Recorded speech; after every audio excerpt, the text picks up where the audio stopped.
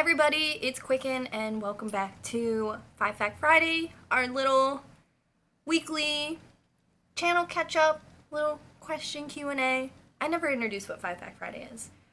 So 5 Fact Friday today is going to be cut short. I am going home to see my grandmom today, do her hair, do her roots, and some other stuff, you know, check in on family. Sometimes it's just nice to get out of the city, and I'm really grateful I have that option. I called her earlier this week, and I was like, I'm gonna fucking explode. And she was like, get out of the city, you know, a lot of the chatter in the city really adds to anxiety, and I think she's exactly right. She is a goddess. So she's right, you know, maybe she's conning me into coming to do her hair, but I think she's exactly right, you know. With the sound of the city and people yelling and you pick up conversations you don't mean to pick up and stuff like that, I just need to go. I need to see a goose in its quasi-natural habitat, go to Cosmoprof, buy this woman some great coverage, and move on with my life. So this is going to be 2 questions today, but I'm sure it's going to end up being 15 minutes, and I'll miss my train, which I'm trying to leave by 11. It's already 10. Also, why does it have to be like a messy bun? I think this looks cute. I'm gonna put my makeup on the train because I think I'm good at it. On the train. And I'm out of data, so what else am I gonna do? It's like a 2-hour train ride. Thank you to everybody. Yeah, so I don't have any makeup on. I was like wearing glasses for a second, but the ring light on the glasses really bothers me, but then when I take notes like this, it keeps me focused. Anyway, so thank you to everybody who watched and supported the tattoo tag. You know, I've never done a tag video. I don't want to say I'm like new to YouTube, but I definitely feel like I'm out of that YouTube loop.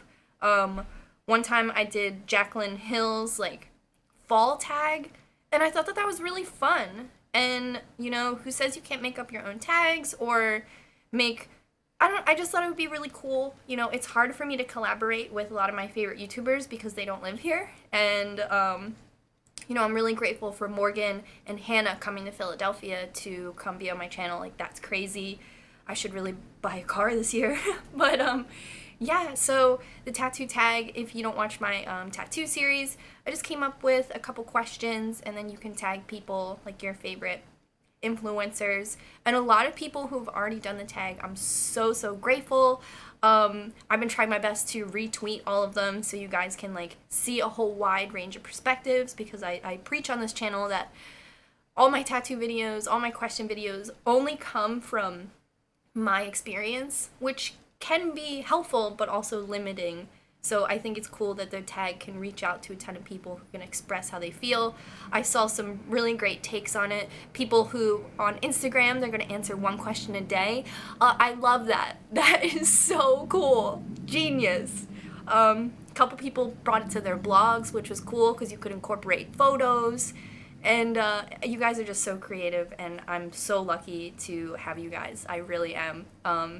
I think everybody in our little circle, it's all really cool. It's all creative. It's all love. And you guys inspire me, and I hope to inspire you guys and motivate you guys because you motivate me. Oh, man. It's early. It's not early. I would be at work by now. I just haven't had coffee. And everybody who's sent me pictures of their Soylent, heck yeah. I love Soylent. So I just wanted to say before we jump into anything, literally 2 questions, it's already 5 minutes, I just wanted to talk about looking out for your friends and definitely checking in. And it's so silly, like, I feel like it's hard for me in my personal relationships because I feel like I'm always so busy that when one of my friends is like, hey, did you want to get dinner next week? I'm like, on a Thursday? I'm busy.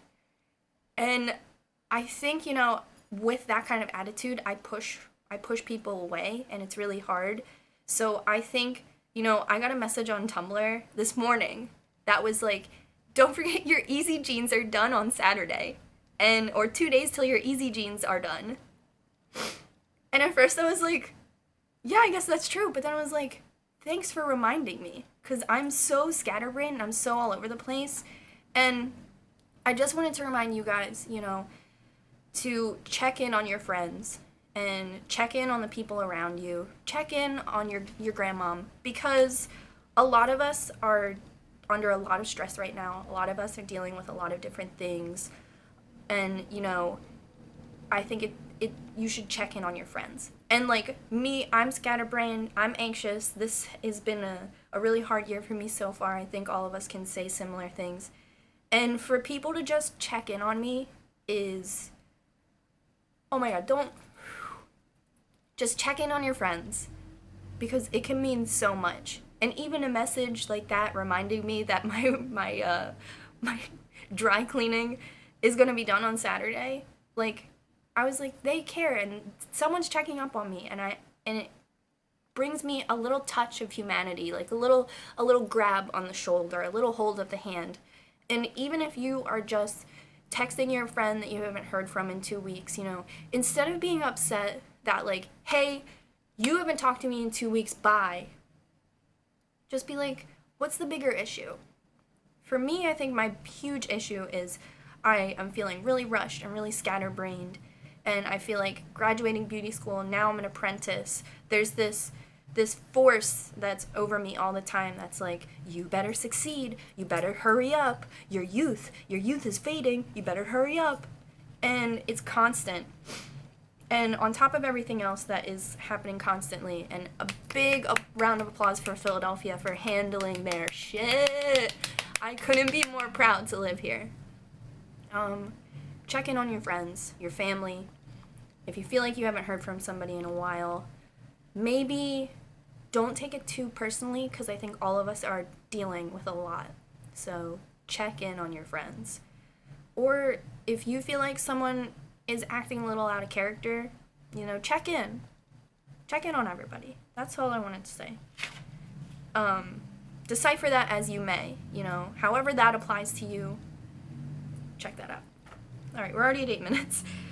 Have you ever eaten anything non-vegan? How have you reacted?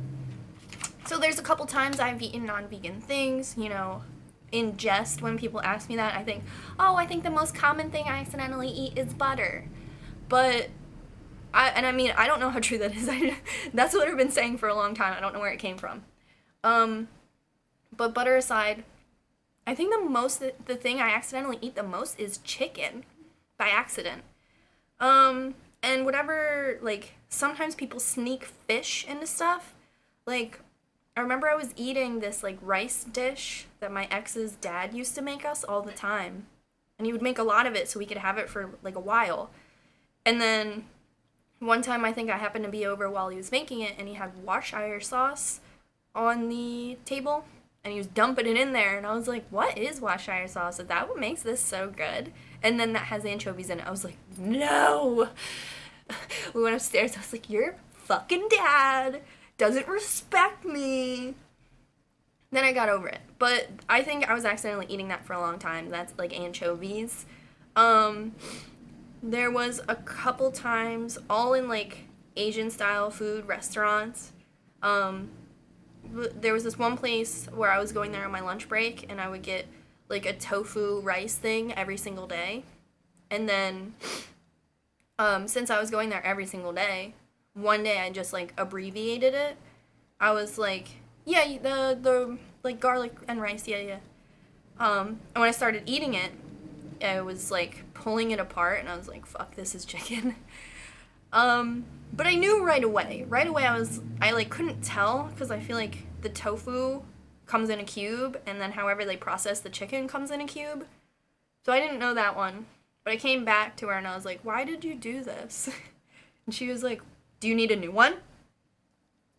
And then another time at a different Asian spot, I was really sick, and my friend Jeffrey, you've seen him on the channel. I was like, man, I really want something from this Asian spot, but I was like, I don't think they use vegetable stock. And he was like, let me talk to them. So he went over there, he talked to them, they speak the same language, and he came back with soup. And he was like, here you go. And I was like, Jeff, thank you. I never could have done that. Language barriers have brought us together, so you can feed me with this meal that will heal me. And the big joke is I felt so much better after this soup. I felt amazing. I lived a whole other life the day I ate that soup. So the next day I went back and I was like, can I get that soup that Jeffrey Chow ordered yesterday? You know him? Cool hat. And they were like, we don't make a vegetarian soup. I was like, fucking Jeff.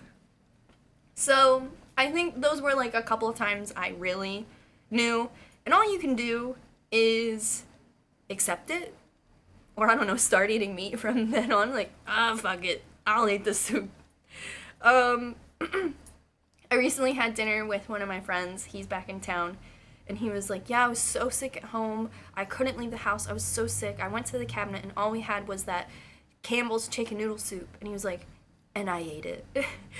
And, you know, I feel like I'm an old head vegan at this point. None of that stuff bothers me. Me, I would have just starved, but I'm like a little sick in that aspect. And I think normal people should eat the Campbell soup. It's already in the house. What are you gonna do?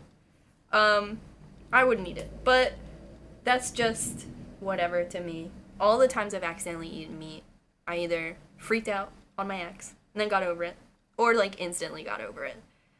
What can you do, you know? I don't think I would keep eating something, and I think that is where people would debate, where people are like, you already started eating it, you might as well finish it. And yeah, that's true. So my final question for today, sorry, cutting it short, Grandma's house.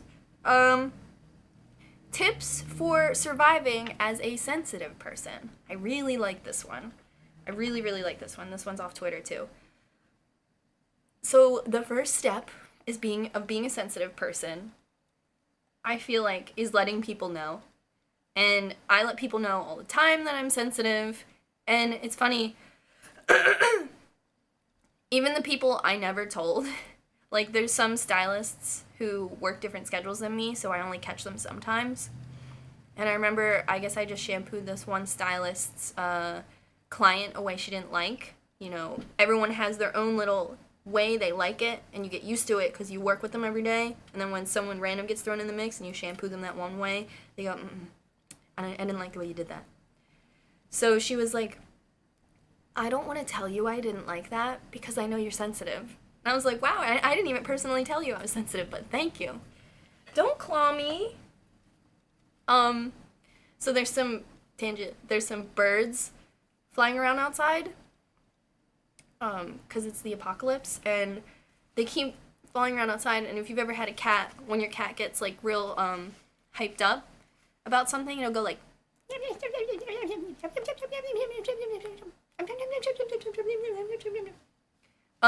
if your cat's never done that, bring up a video of, like, a bird or something on your tablet and show it, because they, like, go, and, I'm, like, addicted to him doing that. Like, I need help. So last night I went to Philly Pretzel Factory, and they're open, like, really late. They're open, like, till 5 a.m. or some shit. So I go there at night sometimes when I get out of work really late, and there's, like, one dude there who's, like, so Philly, and I like to talk to him. So I got some pretzels, and I was like, hey, man, like, how's your late night? I know it's hard out here with the bar next door. And he was like, yeah, you know, I try not to let customers bother me. And I was like, yeah, me too. Like, say a word. And I was like, yeah, you know, last time I was here, the guy behind me in line was such a dick to you. I just wanted to come in and, like, make sure you're okay. And he was like, oh my God. And he gave me, like, 2 duffel bags full of pretzels. And I was like, I can't eat these. So on my way home, I was, like, looking for people to, like, give one to, and I was like, people don't like that. So I broke a couple, oh my God, just decide where, no claws. I just lint rolled this skirt. So I broke up some of the pretzels into little pieces and put them on the windowsill so the birds can come and eat them and Ethan can watch. But I guess they ate them all. Because you're all over me. I love him so much. So the birds are on the sill, and he's like, fuck. Sensitive person. really, I just feel like you have to normalize your behavior and stand up for it. And there are so many times in like my career or other careers where people are like, we have to train you, we have to be hard on you, we have to be so hard on you so that you're hard on yourself. And I'm just like, hi, I don't like that. That doesn't work for me. If you're hard on me, it upsets me, and then later I'm so upset that I didn't learn. And I like to communicate with people and let them know that I am a sensitive, which a sensi I feel like is from Scrubs. So watch Scrubs, figure out how much you relate to JD, and then bring it up into real life. I'm sorry, I'm not trying to make it funny, but honestly, like, at school, if I had to do like a quick cry, I would just excuse myself and then go, quick cry, come back. And I don't know. I feel like people around you will understand you, even if you don't tell them the inner workings of yourself. And I feel like it's kind of like at school, when a girl who was really tough cried, you know that was like some fucked up shit. But like when Amanda cried, it was like, oh, she just has to get that out. So, I don't know. I cry a lot. But it's not something I'm like really embarrassed about anymore. When I was a teenager, if I like felt one little welling up, I would just go home from school, walk out of the door, risk getting arrested. We'll go all the way home, go into my room, lock the door, and then cry. Now I just want to...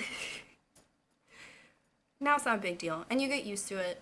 And if the people around you, like, can't deal and they tell you to toughen up, just be like, why do I have to toughen up if I can't, or if I don't want to? Why does everyone have to be tough? Why is there no room in this world for sensitive people? I'm a sensitive person, and I'm going to stand with you and exist just like you do. And I don't have to be tough as nails. I don't want to be. I want to cry and put little pretzels out for my cat to watch birds eat them. That's me. This is 5 Fact Friday, short edition, still 18 minutes, which is still longer than the first 5 Fact Friday ever. I love you guys. Check out the tattoo tag if you wanna. Leave a comment, that's cool too. Give this video a thumbs up, I like that. And subscribe if this happens to be your first time watching 5 Fact Friday. I'll catch you guys at my grandma's house. Bye.